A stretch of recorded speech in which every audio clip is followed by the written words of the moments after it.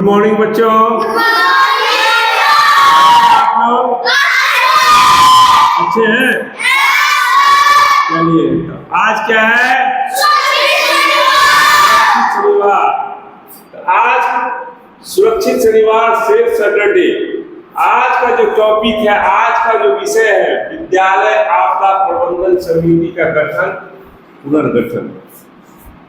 तो सेशन जो स्टार्ट होता है, पूरा साल भर का जो कार्यक्रम होता है, जो हम लोग संचालन करते हैं विद्यालय में, लगभग बिहार के में जो मुख्यमंत्री का ये कार्यक्रम जब से चला, लगभग हर विद्यालय में इस कार्यक्रम को किया जाता है।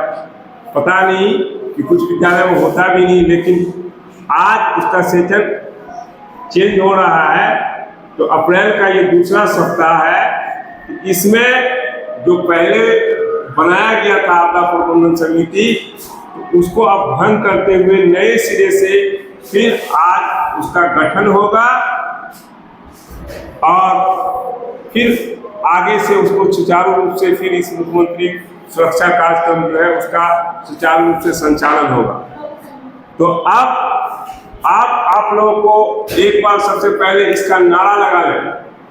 आज जो है, चलो रेडी है प्यारे बच्चों? सुरक्षित जीवन, सुरक्षित जीवन, सुरक्षित स्कूल, सुरक्षित स्कूल। बहुत बहुत अच्छा। तो अब आप लोग तमाम साथियों से भी अनुरोध है, अब तक जो मेरा चैनल सब्सक्राइब नहीं किए हो, मेरे चैनल को सब्सक्राइब कर लेंगे और कमेंट करना नहीं भूलेंगे इस तरह के और भी वीडियो देखने के लिए। अब आपको चलते हैं टॉपिक पे, विद्यालय आपदा प्रबंधन समिति का गठन। आपदा प्रबंधन, आपदा मतलब विपद, मुसीबत, जो इसका अब गठन होने वाला है, इसका क्यों गठन किया जाता है? इसमें विद्यार्थी को, स्टूडेंट को भी भागीदारी इसलिए लिया जाता है कि वो भी इसके बारे में जाने। आफत, आपदा जो आता है, प्राकृतिक आपदा, इसको हम रोक नहीं सकते, इसको हम किसी भी कीमत पर रोक नहीं सकते हैं। इसका हम बचाव कर सकते हैं, इससे कुछ, इस मुसीबत को कुछ कम कर सकते हैं अगर इसके बारे में हम जानकारी रखेंगे तो। समझ गए? आप लोग को बहुत सारा टॉपिक, जैसे भूकंप आता है, आपको बताया गया भूकंप आने पे हम लोग को किस तरह बचना चाहिए, झुको ढको, है ना? फिर बाढ़ आने पर हमको कहाँ जाना चाहिए, किस तरह बचना चाहिए, ताकि हमारा कम से कम नुकसान हो, कम से कम क्षति हो। रोड हमको किस तरह क्रॉस करना चाहिए, जो प्राकृतिक आपदा है, मुसीबत है, उसके बारे में जानकारी रखना, से हम जानकारी रखें और अपने घर में, अपने आस पड़ोस ये जानकारी दें, ताकि इस मुसीबत के घड़ी आने पर, ऐसी मुसीबत आती है तो हमारा कम से कम क्षति हो, नुकसान हो, अगर इसके बारे में हम जानकारी रखेंगे तो। समझ गए? और इस विषय पे और भी डीपली तरह से आ रही है आप लोग के बीच आपकी प्यारी मैम छाया जी, और आपको और विस्तार पूर्वक अच्छे से समझाएंगी, बताएंगी। तो एक बार उनके लिए जोरदार ताली से उनका स्वागत कीजिए।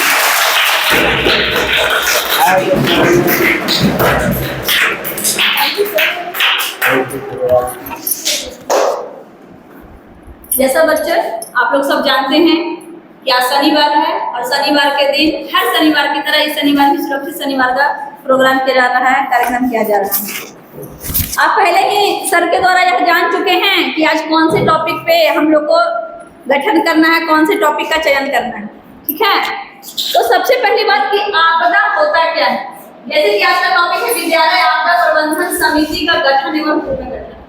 तो आपदा क्या है, इससे पहले मैं बता दूं कि सेशन 2024 और 2025 की अब शुरुआत हो रही है। आप लोग सब अपने पुराने वर्ग को छोड़ करके नए वर्ग में प्रवेश कर चुके हैं।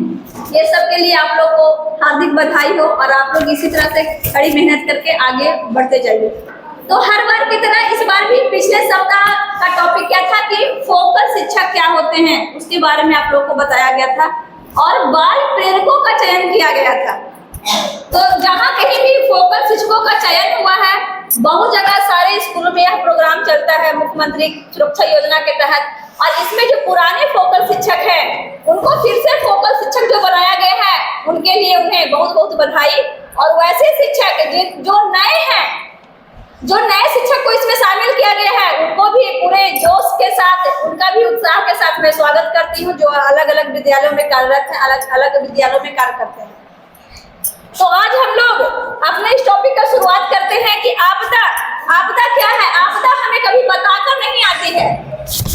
आपदा तो प्रकृति की वह घटना है जो हम सबों पे आती है, तो उसका तो हम लोग निराकरण इसी टाइप से कर सकते हैं कि जब तक हम उसे जानेंगे नहीं, उसके बारे में जानेंगे नहीं, उससे कैसे सुरक्षित रह सकें, उसका पूर्वानुमान हम लोग नहीं लगा सकते हैं। लेकिन जब हम लोग जानकारी किसी चीज की रखते हैं, बहुत सारी चीज ऐसी होती है जिनकी जानकारी ही बचाव होता है, ठीक है। बहुत सारी बीमारियां भी अभी भी लाइलाज है, लेकिन उनसे सुरक्षित रहने के लिए उनके सुरक्षित के नियमों का हम लोग पालन करते हैं। तो इसी तरह से आपदा जब आती है, तो आपदा आने के बाद हम लोग कौन कौन से वैसे कार्य करें जिससे आपदा का दुष्परिणाम जो है हम लोगों पे वो कम से कम आए, हमें कम से कम हानि हो, हमें कम से कम नुकसान हो और हमारे आसपास के लोगों को ज्यादा से ज्यादा लाभ। इसीलिए इस समिति का गठन किया गया है। कुछ विद्यालय, तो इसका नाम है कि विद्यालय आपदा प्रबंधन समिति का गठन और पुनर्गठन। तो गठन क्या है और पुनर्गठन क्या है, इसको मैं समझाना चाहूंगी। सबसे पहले गठन, बहुत सारे कहीं कहीं ऐसे स्कूल शायद अभी भी होंगे जिनमें यह प्रोग्राम नहीं चलता होगा, तो इस नए सेशन की शुरुआत के साथ वहाँ बाल प्रेरकों का चयन हो, फोकल शिक्षकों का चयन हो, बाल सांसद का चयन हो, उसका एक नए रूप से गठन करना, वह होता है गठन।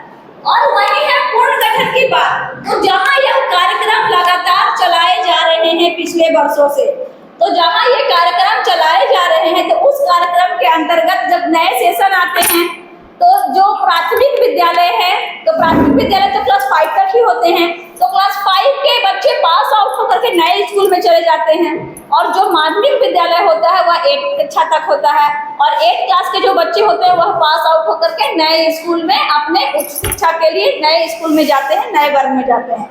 तो वहाँ पे क्या होता है, एक तरह से वह जो मेंबरशिप होता है, वह मेंबरशिप का जो गठन होता है, उसका जो कार्य करने का तरीका होता है, वह बिल्कुल से ध्वस्त हो जाता है किसी मेंबर से चले जाने पे। तो इसलिए इसका पुनर्गठन किया जाता है, नए नए लोगों को बुलाया जाता है, नए नए बच्चों को बुलाया जाता है।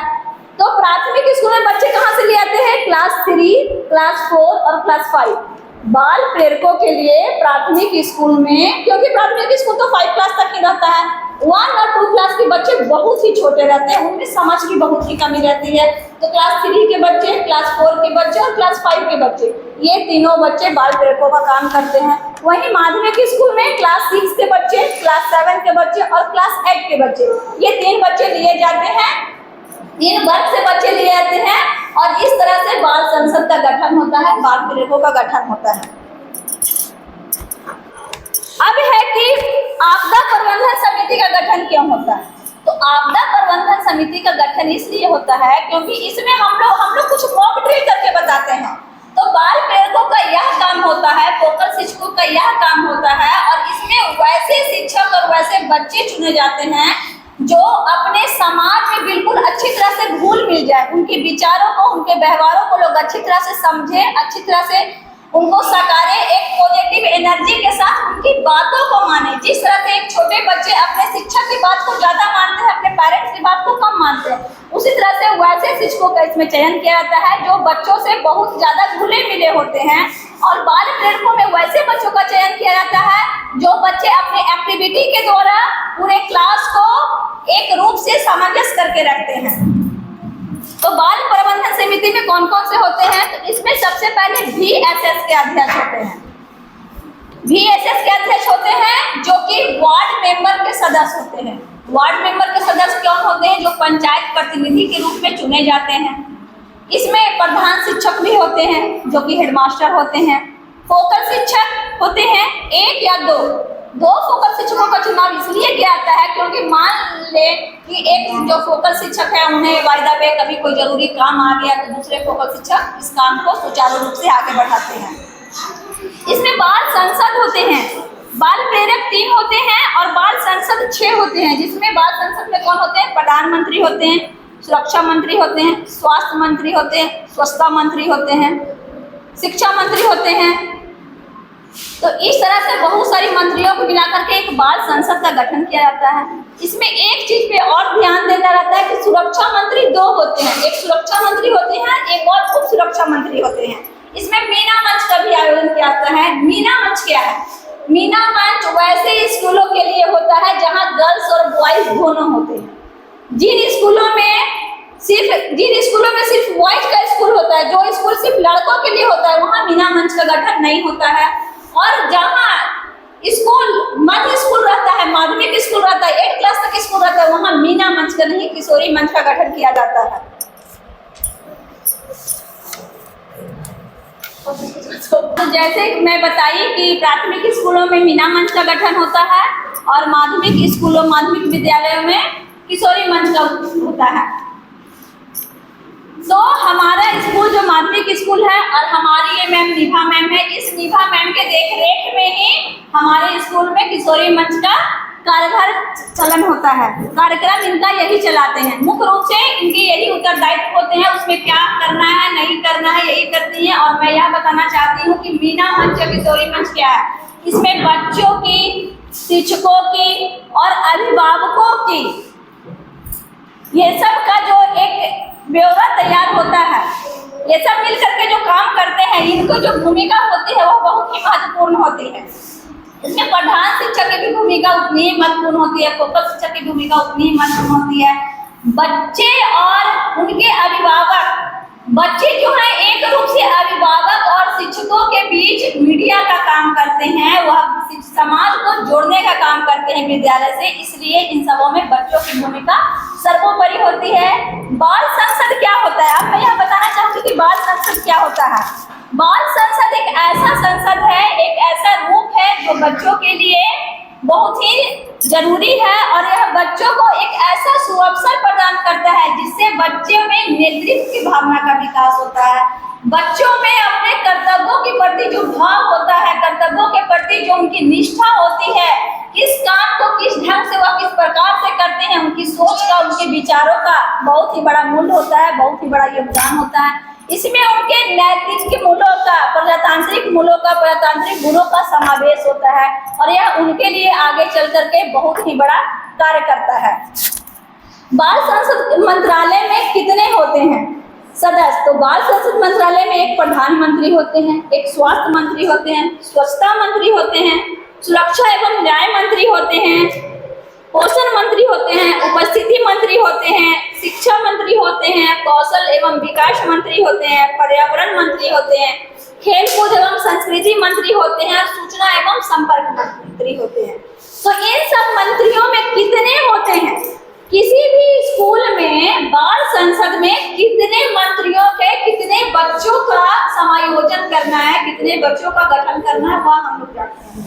जिस विद्यालय में 40 से कम बच्चे होते हैं वहाँ 20 सांसद होते हैं, जहाँ 40 से 100 बच्चे होते हैं वहाँ 30 सांसद बच्चे होते हैं, और जहाँ 101 से 300 बच्चों का विद्यालय होता है, जिस विद्यालय में बच्चों की संख्या 101 से 300 तक होती है, वहाँ पे 50 बच्चे होते हैं, और जहाँ 500 से अधिक संख्या होती है वहाँ 60 बच्चे होते हैं, 600 बच्चे के आसपास 60 बच्चे होते हैं। इन सब बच्चों को लेकर के बाल संसद का चयन और गठन किया जाता है। हमारे विद्यालय में भी बाल संसद का गठन हो चुका है और सब बच्चों के उनके कार्य बताए गए हैं और सब बच्चे बहुत ही अच्छे तरीके से अपने कार्य व्यवहार को निभाते हैं, करते हैं।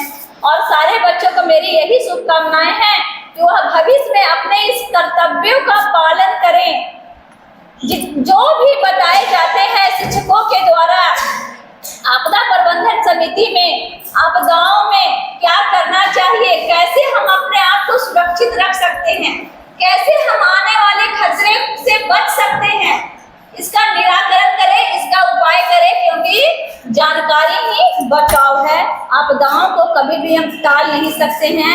यह रियलिटी है कि आपदा आएगी, भूकंप आएगा, बाढ़ आएगा, अगलगी होगी, बहुत तरह का होगा, लेकिन उससे हम कैसे अपने आप को सुरक्षित रख सकते हैं, अपने घर परिवार को सुरक्षित रख सकते हैं, अपने समाज को सुरक्षित रख सकते हैं। तो हमारे इस मुख्यमंत्री कार्यक्रम के चलाए गए अभियान के तहत बच्चे सीखे, समझे और इसे अपने आप में उतारे, अपने समाज में उतारे और अपने आप में उतारे इस तरह से कि वो आगे भी इस चीज को लेकर के चले। क्योंकि बच्चे कैसे होते हैं, बच्चे तो एक कच्ची मिट्टी के समान होते हैं कि जिसको जैसा भी आप शेप देना चाहो, जैसा भी आकार देना चाहो उसे हम दे सकते हैं और वह उसी आकार में ढल जाता है। इसलिए हम शिक्षकों की हमेशा यही कामना, यही कोशिश होती है कि हम बच्चे को थोड़े प्यार से, थोड़े दुलार से, थोड़े डांट फटकार से उसे एक देश का सर्वोत्तम नागरिक बनाए ताकि हमारा देश उन्नत हो, ऊंचाइयों के शिखर पे पहुंचे। यही शुभकामना के साथ मैं अब आप सबों से विदा लेती हूँ। नमस्कार।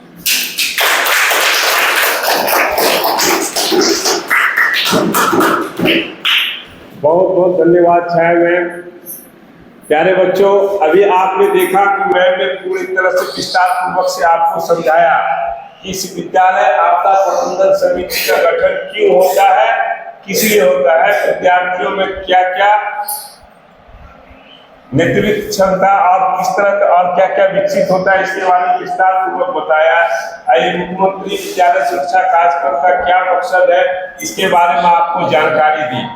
तो अब यही उम्मीद करते हैं कि आगे से अगले सैटरडे से जो सुचारू रूप से जो साल भर का कार्यक्रम है, इसमें टोटल बाल सदस्य, बाल प्रेरक, मीना मंच के सदस्य सभी लोग एक दूसरे का सहयोग करते हुए अच्छे से इस कार्यक्रम को हम लोग स्कूल में करेंगे ना सब लोग मिलके।